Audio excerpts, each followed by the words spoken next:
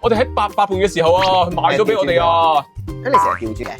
因為我覺得應該佢係喺呢一邊咯，嗰個招牌。呢一個咧就係咧一個英國嘅餅乾啊，嗰個罐咧真係實在太得意啦。咁啊，等我拆開睇入面係咩樣嘅先。又拆爛啲嘢啊！即係你引我啫，原本都冇諗住拆爛佢噶。真啊！你睇下幾搞笑，成塊餅乾咁樣，同埋咧，同埋佢係有凹凸感㗎，係啊，同埋有啲窿位噶。哇！真係咁夠搞笑啊！搞笑喎，打橫咁樣一排啊，一排，喂咁樣冇見一排啦。哇！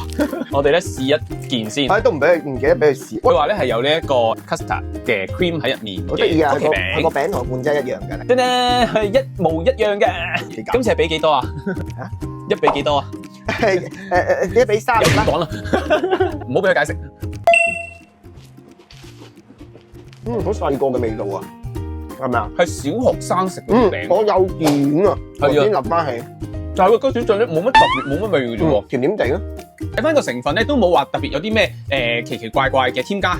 冇話奇奇怪怪嘅添加劑喺入面嘅，咁所以咧佢個味道咧唔會話係即係好似好食嗰種咯。我幫佢補翻飛啦咁樣。個罐咁靚喎，係。